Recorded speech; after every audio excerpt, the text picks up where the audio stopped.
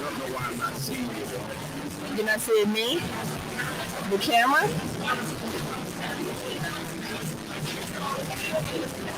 Probably because I'm having an ugly moment. I don't want to see me either.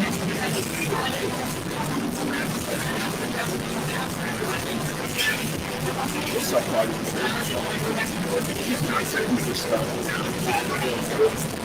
Be here. The microphone seems so high.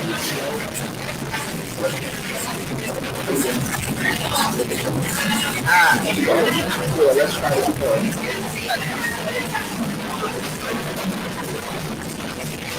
It is hot. I don't know about y'all, but yes. Hey guys, we're going to switch cameras real quick, just so you can catch the whole vibe.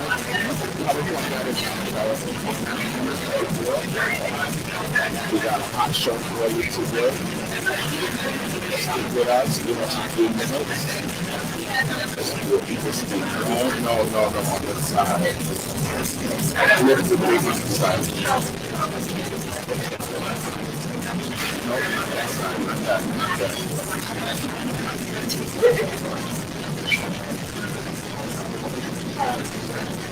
Yeah.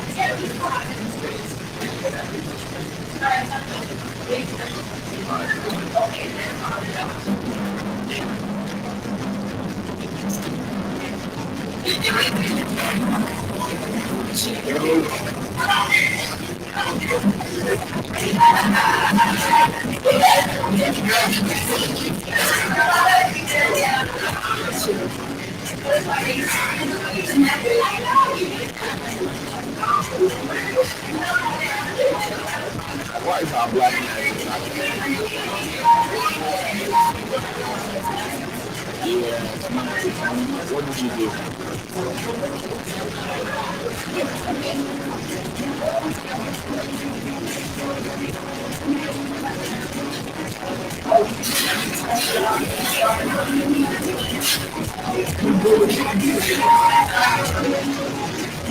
Guys, we are having video problems here.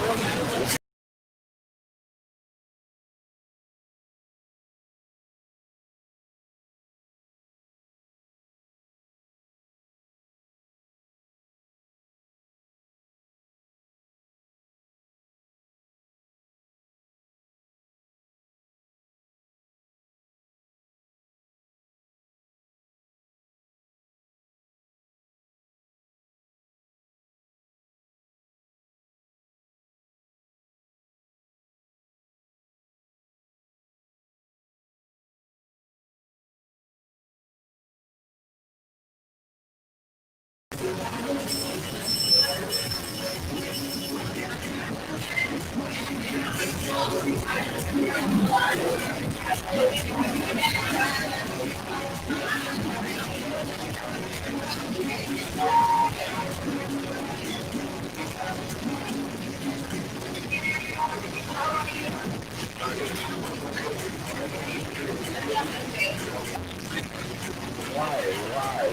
Okay.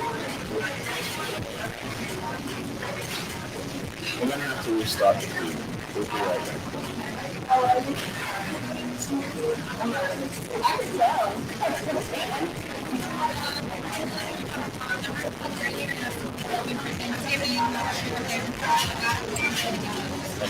Yeah, Donnatella, you are live. I am? Oh, awesome. Hi, and welcome to another exciting edition of Journeys from Lagos to Brooklyn. So we got a little technical issue going on, and I'm a bit frazzled. It's a crazy day. I didn't get my eyelashes done, and some of them are coming out. And of course, our lovely young lady is going to walk right across the camera because we are streaming live from Amarachi Lounge. Thank you, MJ. You can never look bad. Right, she should be I am all over the place. So today we have a few hair camera challenges. It's myself and Bob. We're live in Amarachi Lounge at 189 Bridge Street. You should do me a huge favor. Actually, if you could be the first person to come in live, I will treat you to a cocktail. Let's do a cocktail. So that's great. You can even go online and do one. Okay, so what are we talking about today? While Bob is trying to work with his camera. Ooh, I am hot. Let's talk about your president not conceding? not conceding. Your president still is in office. Well, he's still in office. He's still fighting. I don't know what. Well, we do know what the agenda is. They don't. I think we need to turn the music down a little bit. Yeah. Can you guys hear us over the music? I need 2 seconds. I need you to come to me. I'm fixing my camera.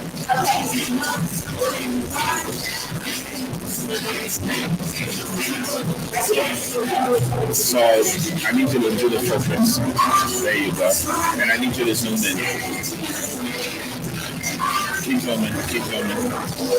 Keep filming. Okay, cool. And now focus.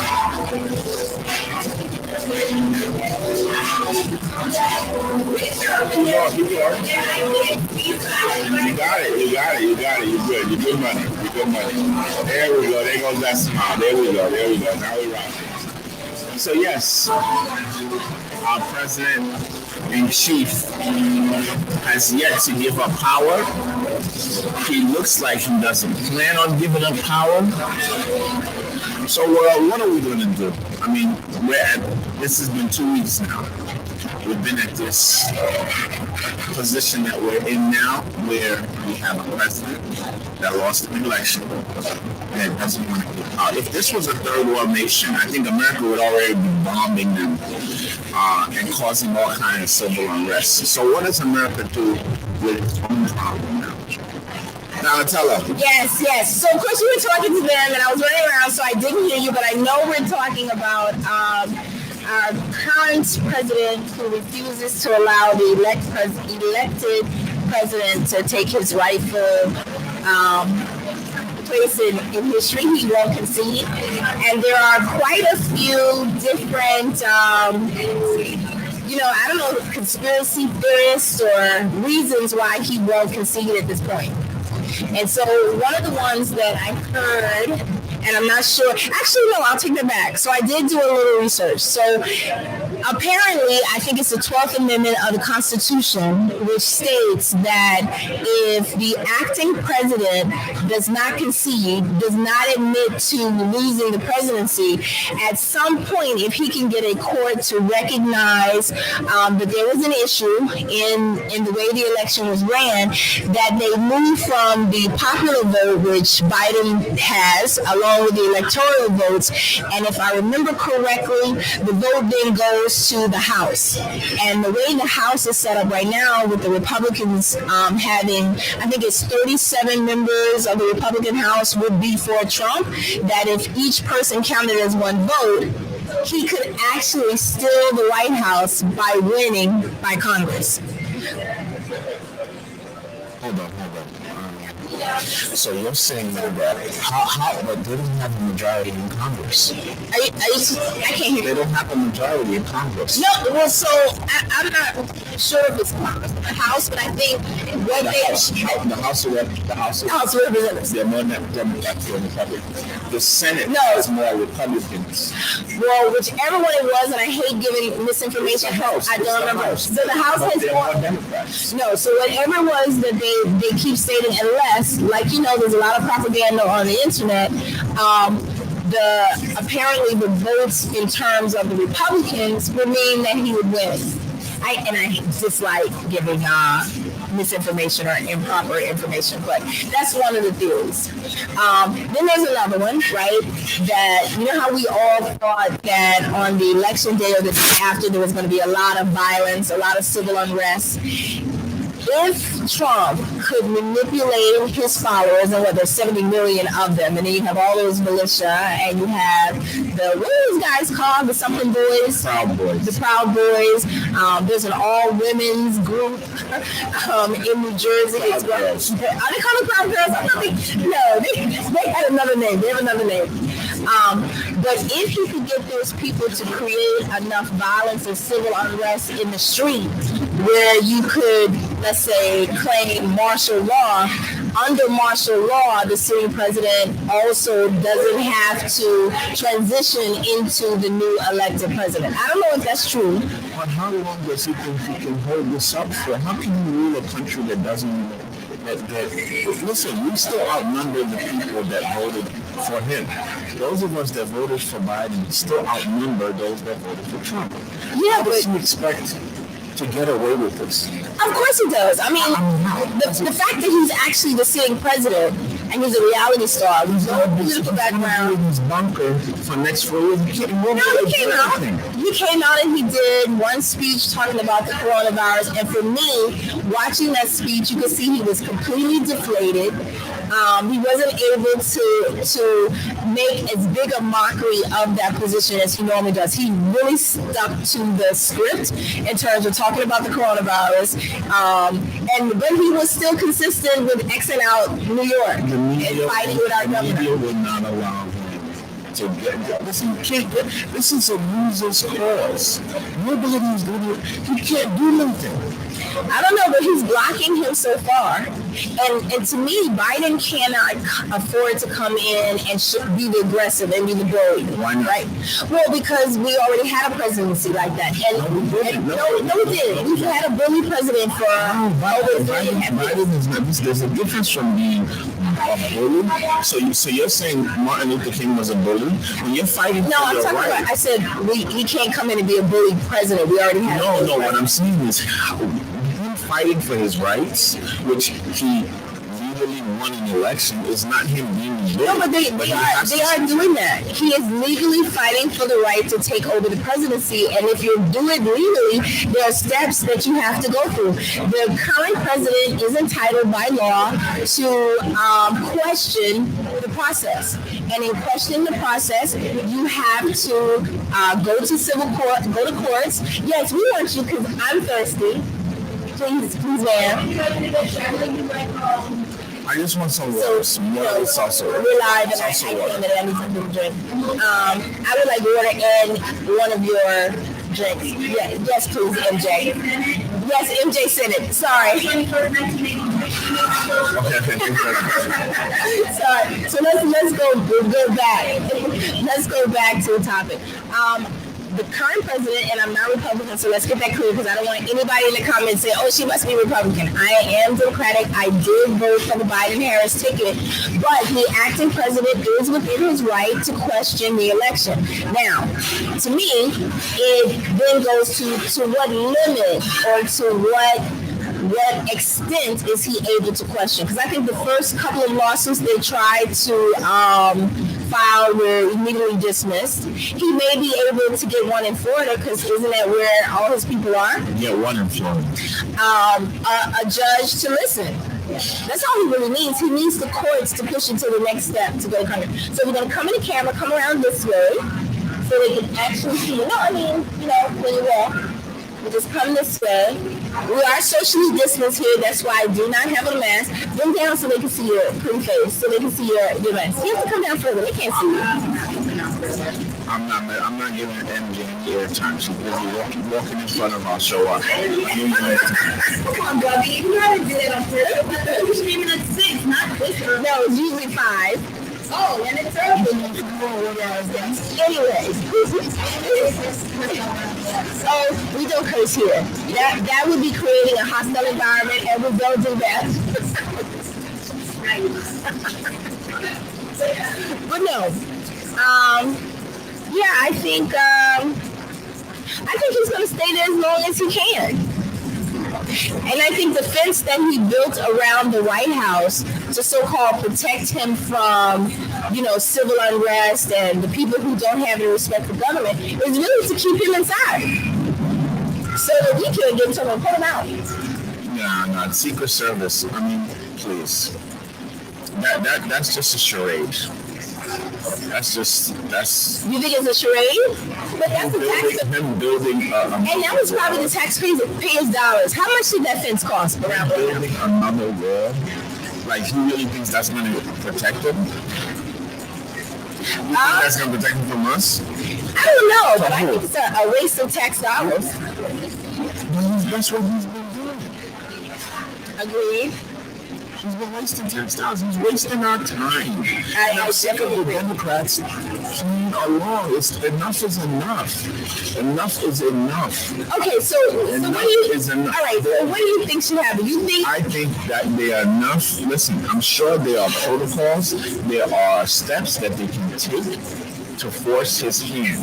They're not pushing the issue. One thing I hate about these Democrats is that they're so soft. Like they're soft. There's no other way to put it. They're just soft. Okay, and they don't like rattling the cage. Go back to your dealing with this stuff. You gotta rattle the cage. So you're contradicting yourself because earlier you referenced Martin Luther King. What about it? I referenced Martin Luther King because you said Biden can't be a bully. I said fighting for your rights, not being a bully. Martin Luther King is not considered a bully because he fought for his rights. So in the same breath, you can't call Biden a bully for him saying, "Yo, give me what's mine." Well, I think he does. I think it would not be in his best light to be the aggressor right now, Biden. Would you have a problem with Biden saying, "Yo, you got to get out, bro"? But he has basically said that. No, it can't be basically. He has to. You have to allow, at least try in the beginning, to allow the legal steps. The lady that's the head of the GSA should have been called into Congress and answer questions why she has not started the transition program. Thank you. Why haven't they called her? Why haven't they dragged her to Congress yet to answer why she hasn't started her transition? But that has nothing to do with Trump and his legal shenanigans. She has a job to do. She's not doing it. But isn't she Republican? Yes. I think she refused to so far. So drag her into Congress. Congress has the ability to do that, and they're not doing that. That's what I'm saying. I think right now it's kind of like in corporate America, right? When you raise a complaint with human resources could automatically act, but usually what they do is they go and talk to the company's leader to figure out what's the best thing for the firm and the best thing for the employee. So I think that's what's happening now. You know, the powers that be are in the background discussing the most efficient and best way to handle and save face, because our presidency is already they had to be prepared for this. They had to know this guy was going to do this. We all knew this guy. So you're telling me now they're just now starting to have these conversations? That's ridiculous. They should have been having. They should already know what to do. They should already have a course of action. But they just have the country just sitting there. How do you know they don't have one? You speculating. They're not doing anything. That doesn't mean you don't have a course of action. People don't see you putting in all the hard work to run this restaurant, but you're doing it. They just come in and sit No, I get results. Every night you come in, there's just freaking steak. They're chicken wings, all right? Those are results. So yes, I'm not holding up the wood over some chicken wings, all right? We're getting results as well. The democracy is working. Now, what will be alarming is as we start getting to those final days. Like right now, it's not even Thanksgiving yet, so people are still kind of calm, right? But as we get into December and you start getting closer to what day is the inauguration? It's January something. January 21st. January 21st. We still have 2 months. The idea is just to make sure that he doesn't undo everything to kind of sabotage the first 100 days of the president-elect. Because I think so far he's fired several people, right? And moved them around. Yeah. The first 100 days is really going to be about restaffing if that's possible. Well, in my opinion. I speak for many people. I'm completely frustrated with this process. I can't hear you, bro. I said I'm completely frustrated with this process, and I need the Democrats to step it up. Let's get the show on. Let's go. All right, I'm ready for whatever. You sound like Peter. You sound like Peter. No, yeah. Let's go. It's time. He's nasty. They're leaving. Don't worry about it. So I get it. But It's happening, I promise you. Okay, so today we have quite a few topics. I hate to go from doom to more gloom, but did you see in the news that Bobby Brown's son died yesterday? Well, absolutely. Let me tell you something. Those people, they made some deal with something. That whole situation is like cursed from hell. So they must have made a deal with the devil, literally, if there's a devil. I have a friend who's in Turkey. That's exactly what he texted me. It's ridiculous. He replied to my WhatsApp story. Either that or they're all complete drug addicts. Well, yeah, so that was one thing. So drugs were the curse. Yeah, I think it's drugs and money, right? But my friend is literally sitting in Istanbul, Turkey, and he replied to my WhatsApp status video, and he said, Donna, what type of curse is on him? Who cursed his family? And of course, I'm like, I don't know. Everybody. I couldn't read the story. And he's the only one still. Is he alive? Who, Bobby? Yeah, Bobby Brown's still alive. He needs to go. Someone who grew up in those days watching Bobby Brown and New Edition, I said to myself when I saw this story today, I don't know how he's going to survive this. Because now you have his wife, his sister, his daughter, and now his son. And the son was only 28 years old. I don't know anything about Bobby Brown Jr. It's extremely unfortunate. Bobby, if you're listening, us Yoruba people have a spirituality called Ifa, a spiritual system. You need to go find a Babalawo and find out what's going on with your life, because everything you're doing is not working out, and it's time for you to come to the truth. And our Babalawos will definitely give you the truth and figure out a way for you to find peace and happiness in your life, because what you're doing, or whoever's been advising you, or whatever systems you've been using, are failing you and failing you miserably. So it's time now to come back to Africa. Well, I don't. That's my opinion. Yeah, I don't practice the same religion, but I will say that someone very close and dear to the show was the beneficiary of a blessing as per. Who did you have pray for them? Oh my God, Jesus! Is anything serious? The person's name. Oh my God, Donnatella, me and you can't have any conversations. Okay, well, I just think people should know that it works. I had a prayer said for me. Well, can you talk about yourself? Okay, I had a prayer saved for me. I don't remember what type of person did we have do the prayer? I don't know. I'm confused. You're confusing me. He's trying to keep all his business to himself. But I'm a Christian. But, sometimes you can be the recipient of other goodness. Yeah. What's your next topic? You completely bombed this one. Okay, I think I did very well on that topic.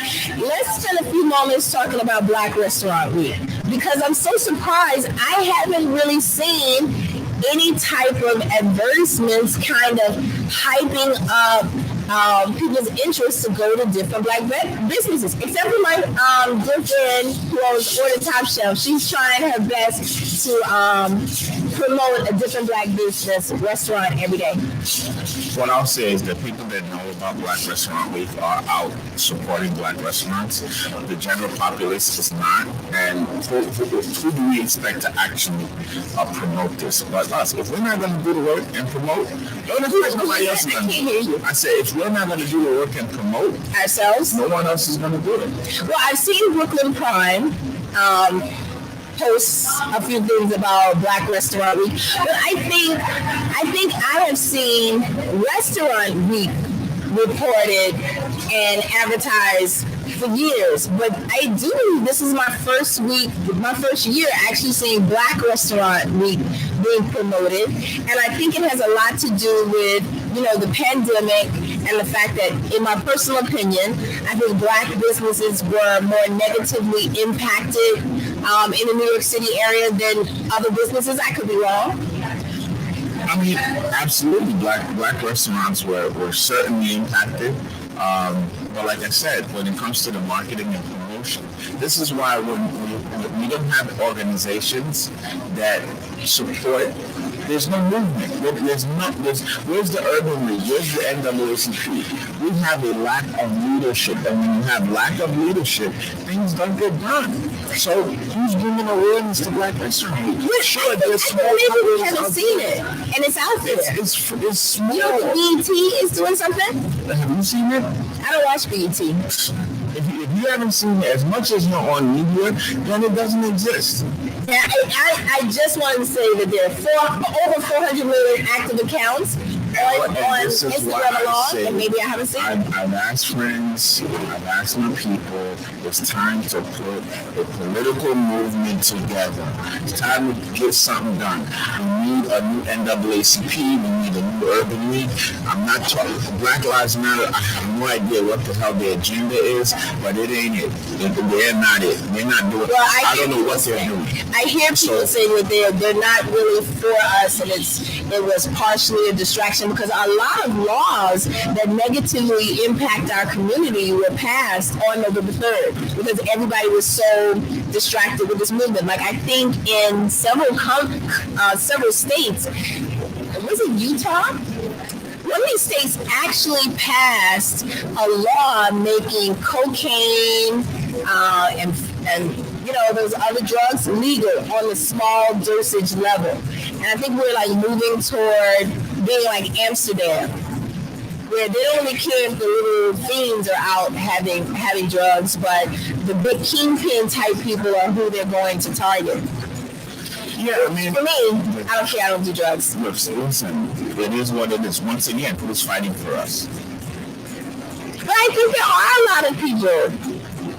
I think there's no central meeting point where like everybody's kind of congregating. There's a lot of people doing their own initiatives, and you know, you miss out sometimes. It's not enough. There's not enough awareness being raised. You know, sure, there's a national pandemic going on. We have COVID. We have Thanksgiving around the corner. Oh my goodness! But once again, like I said, no one's beating the drum for our causes. You know, if it was General Restaurant Week, you would have more support from New York City. Right. And you have all the restaurants. You have talking about it. You have the Blasio talking about it. It'll be on Fox 5 News. It'll be on 11. But yeah. It isn't. It's not enough. It's not enough. I think it is the 22nd, so there's still enough time. So let me just do some promoting here, right? So there actually is a website that was put together by an organization. I think it's Black Restaurant Weeks. .com maybe, and you actually can go to this website, and there are multiple states that you can enter in the criteria, and they will tell you participating Black restaurants. So it doesn't mean that they have a catalog of all the Black and brown restaurants owned in the United States, but they do have quite a few. States that were participating in Black Restaurant Week, New York, New Jersey, I remember seeing Alabama, I think Chicago, can't remember. Yeah, most of the Black metro areas, the very popular Black cities, are participating. We're participating, and listen, and it's not a sly on them. They're doing what they have to do. I'm just saying, even they need support. And the word's not getting out. They need support. You know, as a people, we as individuals can type and text and talk about Black Restaurant Week. When we go out to these restaurants, we can talk about the experience we had there. Not just the negative ones, but the good ones. And you just discovery. Just, you know, hey, I was on Fifth Avenue. I ran across this, you know, to celebrate Black Restaurant Week, I ran across this restaurant. You know, this is what I thought about it. We the people, are not doing enough. That's true. You know, we're just not. And it's just an awful, it's just an awful thing to just see Black people continuously so disorganized. We're just disorganized, and I long for the day where we can start getting things together. We need leadership. It's not just going to happen in a vacuum. It's just not going to prop up and all of a sudden we're just going to start walking in the right path. We need direction, and I don't know where it's going to come from, but it needs to start happening. So let me ask you, as a husband and wife who are Black, who I'm own a husband and wife all in one. well, you know, you're representing your wife, who's a little bit more camera shy than you, right? Yes. What would you like to see happen during Black Restaurant Week? How can someone best support Amarachi during this time?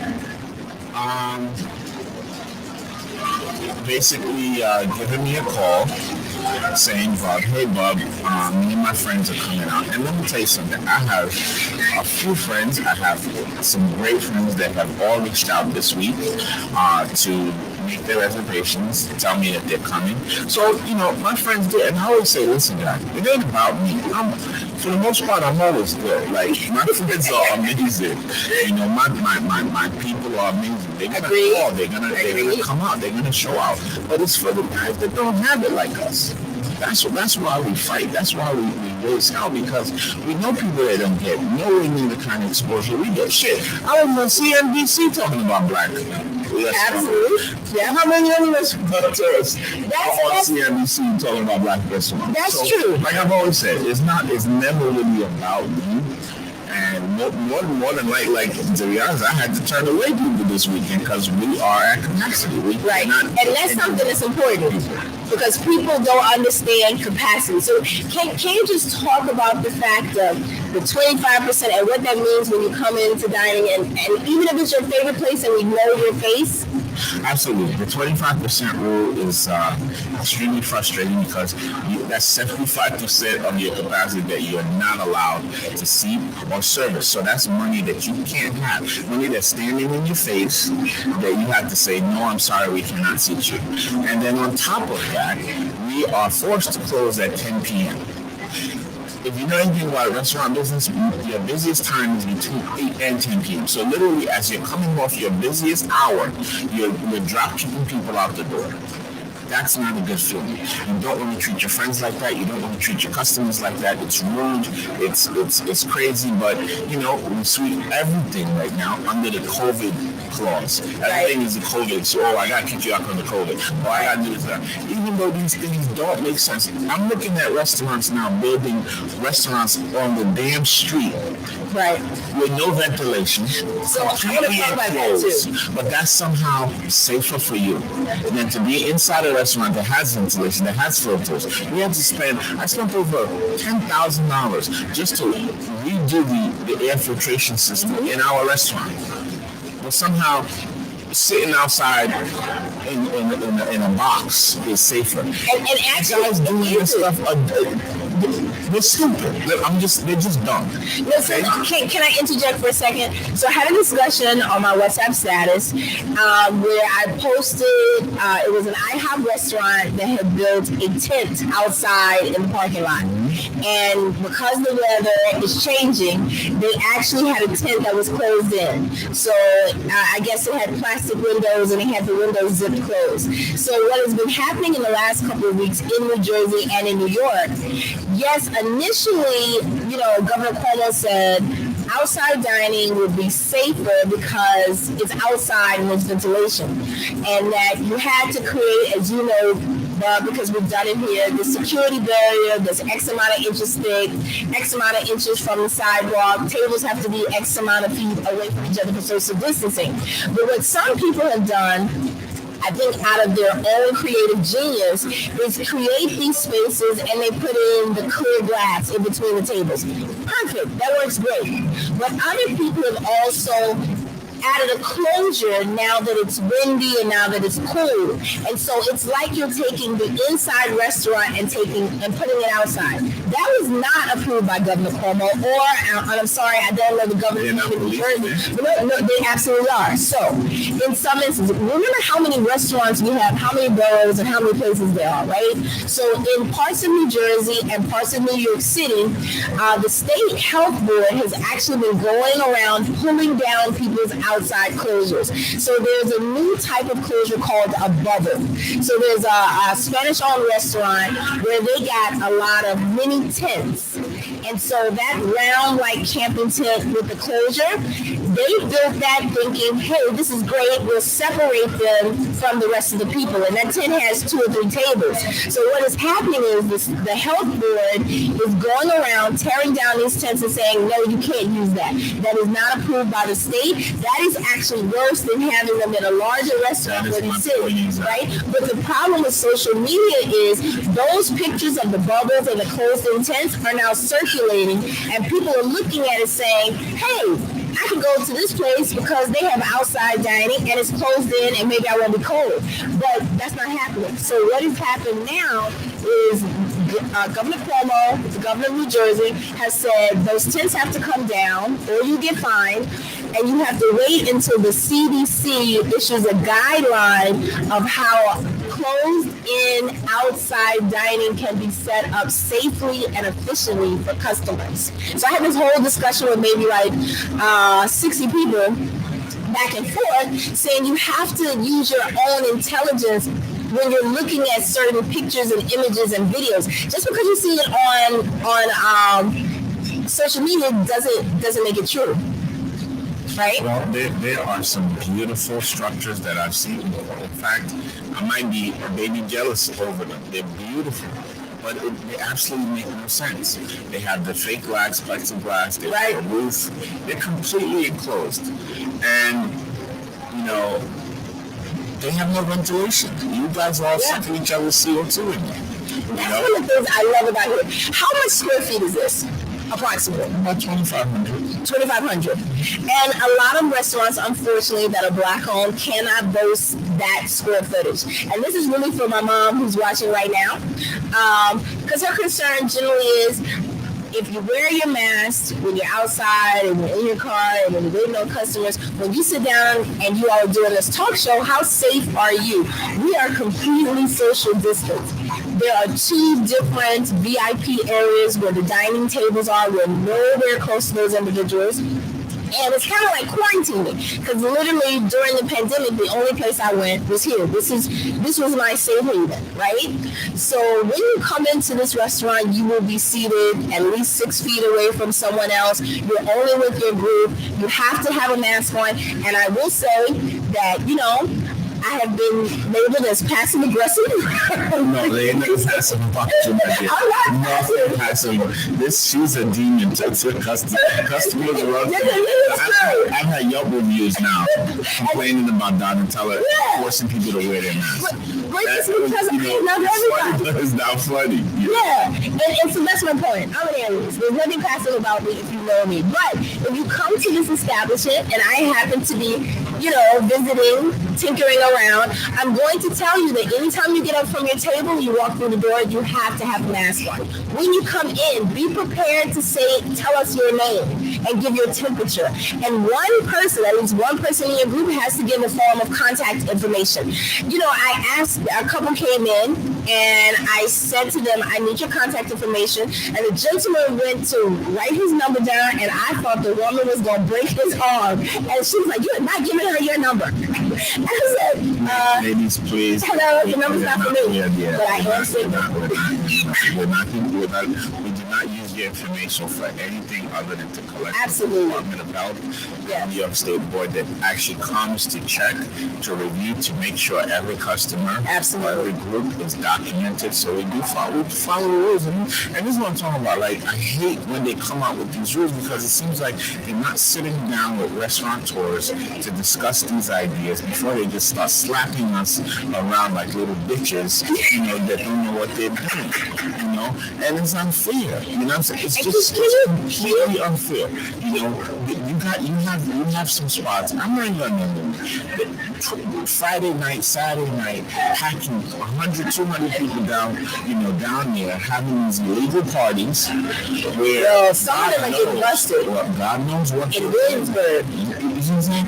Go after those people, not us that are actually trying to do the right thing. We're trying to make a living. Everybody's scrapping. It's Christmas time. Kids, you know how it is. Money's tight. Business is tight. I had customers that were coming out a month ago that will not come out anymore because of the scare tactics, the frenzy that we've been thrown under by the media right now. Absolutely. With just all this, I'm tired of it, and everyone knows I've suffered tremendously from COVID, but enough is enough already. You know, this is it's nothing like it was in March and April, where every day it was RIP to about 10, 15 people in the timeline. It's not killing us like that anymore. Let's have sense. Let's figure out a way. You got vaccines coming. It seems like they're just trying to scare us all into this frenzy. So when they release this vaccine, we'll be lining up like, sheep to go get vaccinated. I'm not getting vaccinated unless I have to. That's just the reality. I'll take my chances. I'm not saying you shouldn't. You should. Well, do whatever you want to do. That's the beauty of America. You have your rights. Well. I'm not gonna sit here and tell you not to take the vaccine because I don't want it. I'm not saying that. I just don't want it. That's it. It's my right, and don't be upset about it. But let's talk about that, because on November 3rd there was what's the correct term? There was a resolution presented to the health board highly urging that the vaccine, when available, be made mandatory for everyone in the state of New York. And here are some of the consequences, let's say, if you decide not to take the vaccine voluntarily. So one of the things, and I think the final vote was actually this past Saturday, and I'm not sure what conclusion they came to, but a couple of the things that were said is, let's say today the vaccine is made mandatory, and by state it's deemed to be safe, right? And let's say Bud refuses to take the vaccine. One of the things that they said might happen is that depending on what your form of employment is, you may lose your employment if you refuse to take the vaccine. What if I'm an employer? Right. What if I'm not employed? I employ myself. No, but another stipulation was you may be prevented from traveling inside the New York State airports. And the third one... That's illegal. Well, it's not illegal if Governor Cuomo passes another... executive order, so you can't travel. We've had chicken pox, measles, mumps, rubella. Doesn't matter. All right? None of them were covered this way. Didn't take those vaccines are not stopped. We're not denied their rights. Okay, you can't do it. You just can't do it. But keep going. And so one of the other things that they said is that mandatory status, think about it. You're saying it's not legal. They have made it mandatory for all kids in school. Hi, welcome to Amarachi. Someone will be right with you. No, he's part of the family. Are you part of the family? See, there goes that aggressiveness of you. But one of the things that they said is that if your children, and let's go back to this, all children now, from what I understand, because unfortunately I don't have any kids, it's mandatory that they have to take tests if they're in school, right? To which you see, they just closed in-person education. So the school system is now closed as of, I guess, it was yesterday or today. So if they could make it mandatory that your children take COVID tests when you're not with your children, what makes you think that they can't make you take a vaccine? Okay, I'm trying to get one of my incredible friends to come on, so I completely missed what you just said. So hit me back with that question. Yes, definitely. So let's move on then, I guess, to the next topic. And we're really trying to keep the show to an hour. Yeah, we have a lot going on today because I don't think it's going to work. No, it has to work because I've got 2 hours taken away from me. We have events starting at 5 o'clock. Oh, right. You know. And again, I'm still waiting for that. We don't make $1 off of this show. We do the show because we love to do the show. So yeah, my mother says I do it because I like to hear myself speak. All that time. I'm just lying on my mother. I'm sorry, mommy. I don't have enough friends to use somebody else. You do, Donnatella. You do like to hear yourself. I do. Mommy knows I miss you. You guys have we gotta get out of T.I.'s way. T.I. got a party. We gotta wrap this show up quick. Because they gonna be in here like, what the hell y'all doing? I know. It's a birthday. Oh, it's T.I.'s birthday? No. Oh, a birthday party. Birthday dinner. How was the birthday party yesterday for Bella and Destiny? We cooked a lot of food. How many steaks did you guys make? I don't remember, but it carbs a lot and big chunky ones. And it went well. It went well. I spoke to them. I left after a while, but I had a great time. It was good? Yeah, I had a good time. I know I had to leave because I did not have on pink, and I did not want to see Bella without my pink on. I'm a little afraid of her. She reminds me of myself at her age. She probably would have wrestled you to the ground. Okay, so what's your next topic? Oh, let me see. I'm sorry. I'm multitasking. We got 14 minutes to go. I was trying to share the live, and unfortunately, Pastor Chloe, don't be upset with me. I shared my live to her group on Facebook, A&S Association. You guys check those women out. A lot of very powerful, faithful women who are really doing a lot for the community. Awesome. So I just want to say that so she's not upset with me. Let's talk about New York City now is ramming up, cramming up, whatever the term is, getting ready for the next Brooklyn Borough president election, as well as New York City mayor. And so the reason why I bring that up, I am a huge supporter and fan of Senator Eric Adams, who is our current Brooklyn Borough president. And recently, I participated in a show on News 12. It's a call-in where you talk to your Brooklyn Borough president. I think it's once a month on Mondays. And I asked Senator Eric Adams a question about the mandatory vaccines. And I knew why I loved him, but I wanted to hear him say it. I'm actually going to post it on my Instagram because I recorded. And I said to him, Senator Eric Adams, I mentioned the resolution that was put forth about the mandatory vaccines, and I asked him what was his opinion. Because he's now running for New York City mayor. I don't know if you know that. They officially announced it yesterday. And I said, how do you feel about this proposed mandatory vaccine? And I was very excited to watch him say he is not in agreement with a mandatory vaccine. He doesn't think that the vaccine will affect everyone across the board the same way. Therefore, each person should have their own say. So I was excited about that.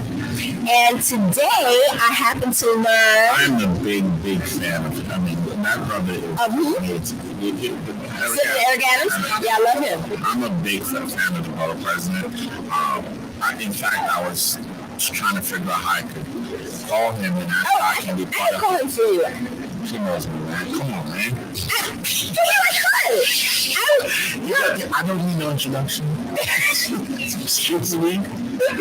You know what I mean? You just gave me a citation about a month ago. I know you did. You said you were trying to figure it out. I'm like, you're around her world. I play with my words. Not around my honey world. I'm always good. I'll hook you up. I could really see that. Secretly, Doug doesn't need anybody, you guys. Oh my God. Anyhow, I want to be part of his administration. I want to get into politics. I want to be in the mayor's office with him because I see he's spiritually grounded. Like his spirit, he's allowing his ancestors to lead him. Our ancestors. I mean, we share ancestry. So I know he's completely walking and moving in the right path. I videotaped one of his speeches. Yeah. Amazing. I'm saving it for the rest of my life. I'm going to whip it out. People underestimate how fantastic. He's awesome. And we're gonna be campaigning and we're filling the room. And well, I'm gonna be part of that. Absolutely. And I want to be a part of. I want to get paid though. I want to be part of the administration. Well, Senator Eric Adams, I like that also because I have donated to you when you were running for the Brooklyn Borough president. But I've been a huge fan of his ever since 100 Black Men in Law Enforcement. Yes. And when he used to be a captain for 25 years. I mean, I wasn't here for those 25 years. I'm only like 30. But. Oh no, he's been doing it for a while. He's been doing it the right way, and he's not afraid. He's not afraid of speaking the truth. He's not worried about anybody because he's not beholden to anyone. That's true. It's his work. He puts in the work. That's it. So I have someone that I would like to try and get on the show. What's up? And I'm going to tell you. So there's a young man. His name is, I'm looking. Kyrie Edwards. So Kyrie Edwards is a Brooklyn-born gentleman who is running for our next Brooklyn Borough president. Yes, I heard about him And today. his face looks so familiar. One of the things about Brooklyn, if you're a person who's about positive things or just active in the community, you know all of the people in the community who do great things, right? And so today I was on Instagram. I'm going to say his name wrong. Shawa Dre, who I kind of have a crush on. He has a great smile. Who, Drake? No, his name is Shao Dre, SAO_DRE. Okay. So he posted a picture and some videos about Kyrie Edwards. And I went to Kyrie Edwards' page where he has a promo, kind of giving his background for people like me who didn't know that he is from Crown Heights. He has kids who go to school in the public school system, and he's totally in love with helping the community and people who look like him. And so now he has launched his campaign to run for Brooklyn Borough president. And so I want to get a little more familiar, but I definitely want to reach out and have him here on the show so that he can come and kind of tell us if he were currently, because this is the question I want to pose to Kyrie Edwards, right? If you were currently acting as the Brooklyn Borough president, what initiatives would you have tried to put forth to better facilitate a working environment for the Black-owned restaurants during this pandemic? Because I think Eric Adams has done a phenomenal job. Every time I see a new restaurant opening, he's there at a ribbon cutting ceremony. I saw him present a citation to Dr. Fauci recently remotely, because Dr. Fauci, I guess he's in D.C. or wherever he is. Senator Eric Adams has given out a lot of citations for individuals and organizations who stepped up during the pandemic to help the community. There's a citation issued to my good friend Jonathan Adewumi, who passed during the pandemic. But Kyrie Edwards, that's exactly what I'm sending out to you. An open invitation to come and participate on journeys from Lagos to Brooklyn, and let us know what he would have done differently if he were the active Brooklyn Borough president, and what he looks to contribute to the small business organizations in Brooklyn going forward in his tenure. I think that would be great. Yeah, that's if I don't try to get his job first. Kyrie, I wasn't expecting that curve. and I will support you a little bit, but I would have to have my allowance above. I'm telling you, I got a team out there, man. Miss Counselor and my crew, my peoples, we got a team, man. Sooner or later it's gonna materialize, and then we're gonna take over the world. But I do have one thing to say. We had 8 Nigerian men drafted in the NBA yesterday in the first round. Really? Just Nigerian men, are you single? Amazing. I tell you, we're coming.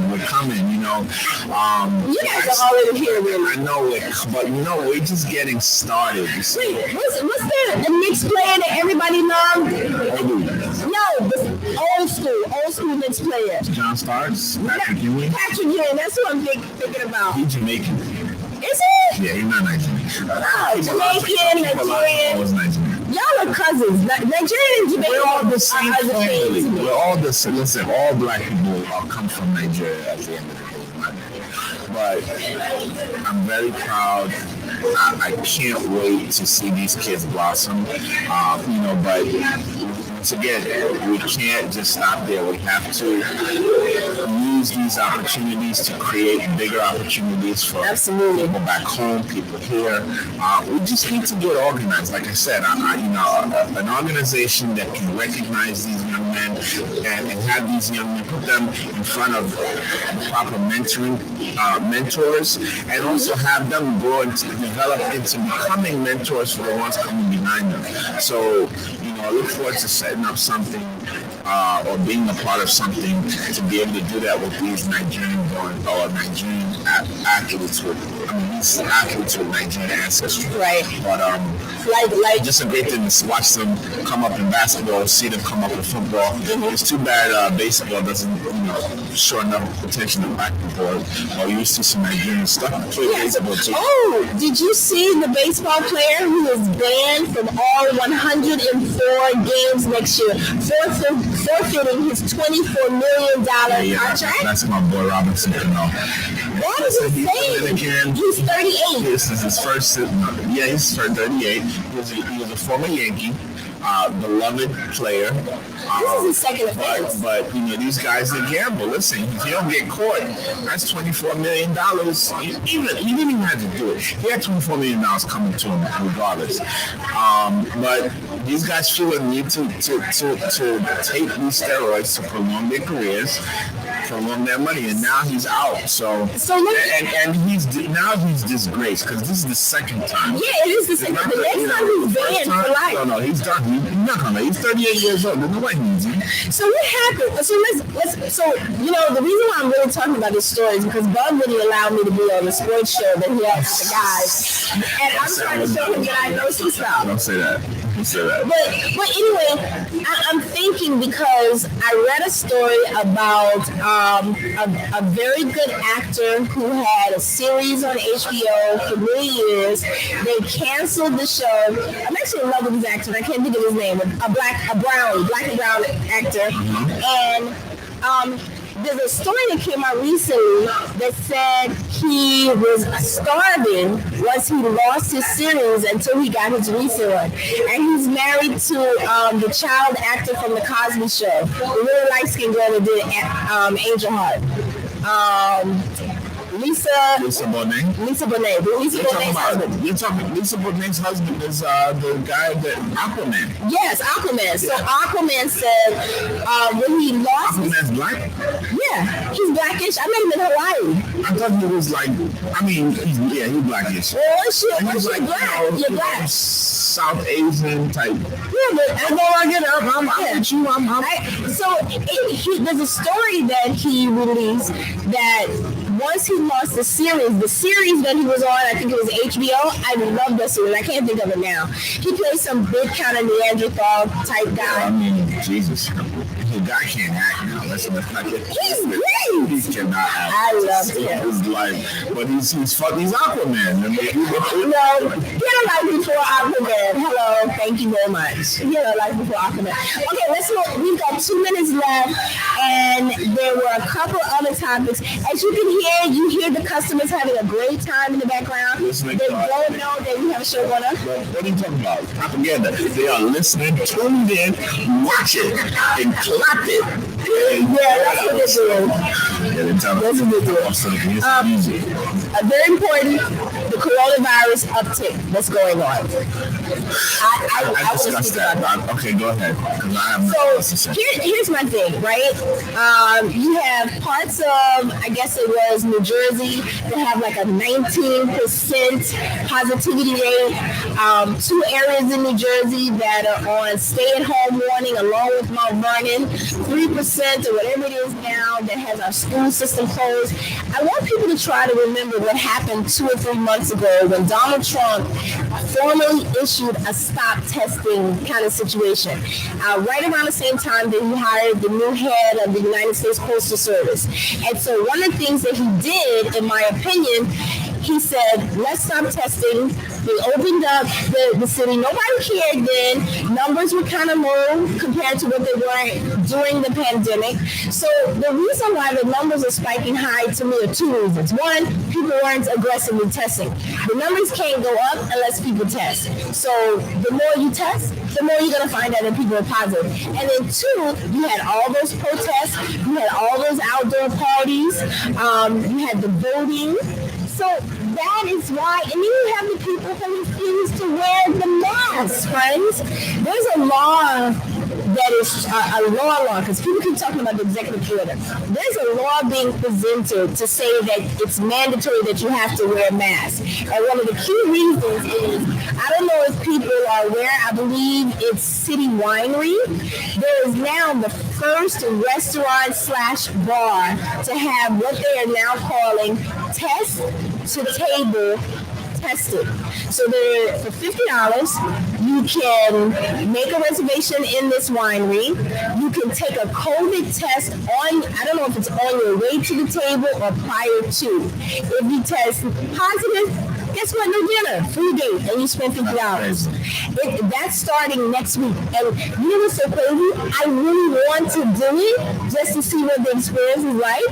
But I'm gonna be honest, I haven't had a COVID test because I haven't had any symptoms. And yes, I know you could be asymptomatic and not have symptoms. But I feel like every time someone goes and stands in these enormous long lines now. There's actually a lady who was featured on the news today because she lives somewhere in Park Slope and she's close to a city MD, and she's been posting when the lines are short or long on her Twitter account.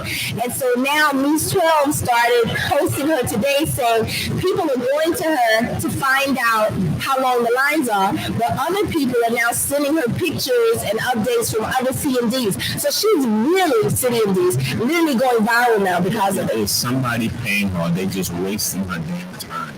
The what? Is someone paying her to do this? But that's just it. She's going to go viral, and then she's going to be able to get paid. Wow. But so think about it, right? I'm going to tell you. Who's going to pay her? Lots of people. She's going to pick up endorsements. Once she goes viral, you get endorsements from all over the place. That is why some of our youth today are no longer thinking about being doctors and nurses. They're too busy trying to figure a shortcut to go viral on social media. I think it creates false hope. I don't think it's that easy to monetize going viral. People have this idea that these views are going to translate into dollars overnight. For a lot of people, it's like hitting the lotto. A lot of people win the lotto every day too. I think there are odds against you. You're not just going to go viral. You got 1 million views and $1 million in parks. It comes driving to your Well, technically, once you have something like your YouTube becomes monetized after you have 4,000 viewing hours. And during the pandemic, if you literally went live like all those little dance things, you could get 4,000 hours. I understand that, but do you know how much they pay you? It's crumbs. Mm-hmm. I think they're doing their content. I have no idea. It's not. So for 2021, that's my challenge. My Twitter world is going to go viral. We're not going to do anything. Go learn how much YouTube pays you for viewership. Well, I know it is really small when you start out, but the idea is the problem with the world now is everybody's looking at the visual. You're posting whatever it is you want the world to see. And you may be going home to a basement apartment, to a car. You might not even live anywhere. I think my life is a perfect example of how you have no idea what the person on the other end of that camera is doing, especially if they're looking like me and have good-looking parents and good genes. So we said we want to keep this to 5 o'clock. It's for an hour. It's 5:03. Absolutely. No, just to piggyback on your point, the point I was making was that... I can't hear you. I said just to piggyback on your point, the point I wanted to share with everyone is that, a lot of people are doing these podcasts and things and hoping up to viewership. That's not really... You don't really make money from there. Right. I know a lot of guys in the sports podcast. Yeah. They post their picks and talk about sports and things like that. And it's really their fans that send money in. They set up Patreon accounts. They set up, Cash App accounts. Or they're downloading. Yeah. And people send real money to you because these views, like I said, you need millions and millions of them to actually. That's why these artists have 60 million views all over the country. Yeah, they're not making, but the average guy's not going to get 60 million views. No, you get 1,000 views, you're rocking and rolling, but 1,000 views translating to dollars is not enough to shop in and buy wings at Wegmans. Yeah, I think a lot of people miss that, and if you pay attention, last night I use Snapchat. I love it. That's one of my last thing that I really say. There was a young man that I follow on my Snapchat who posted a message where a woman, a single mother, sent him a message and asked him for $30. And he said he would do her one step better. He would send her $30, but he would post her Snapchat name on his feed and ask all of his followers to give her at least $1. And that's something I've said a long time ago, that if you think, like, I have very few followers, maybe like 5,000, and one day I'm going to go through and see how many of their ghost accounts, but if you ask people... I got 100. You got what? 100? I don't even have that. Well, that's because you have 3 different accounts, bud. I still don't have 5,000. Anywho, like I was saying, if you have... The thing that makes you money on social media, it isn't the amount of followers. Because I know people that have almost 200,000 followers and no engagement. It's about you really presenting your true self, or the self you can get people to believe, and then you engage with them. It's about sending DMs, responding to them, commenting, liking pictures. Everybody likes some sort of attention. And then when you start to promote a product, putting it at a price point that is conceivable for the demographic that you're targeting. And that's your secret, really. Okay, I'm hungry now, and this drink is really good to my head, so I gotta go. Listen, thank you everybody for watching our abbreviated show. I like the 4 o'clock. I like the 4 o'clock. I'm gonna work on that next week. I like the 4 o'clock segment. Yeah, 4 o'clock is good. Seeing us at 4 to 5 really Thursday. We're just gonna add more days. And we're gonna start advertising. Yeah. You know what? Look. I'm not spending no money to promote my ideas. I mean, really creating the promo before the day up, which is what we did today. We're gonna give them more content, more us. Yes, we are. Thank you so much. Guys. I look forward to seeing you guys. Hopefully by then Trump will be out of office. Yes, and come out early, but just know that you may show up to Amarachi and not be able to get in. No, don't listen. Don't stay attached. Don't sit. Come, just come. I'll find a way. We'll go sit in my car and have a beer. Yeah, and I'll wave at you through the window. Don't worry, just come. Don't worry about it.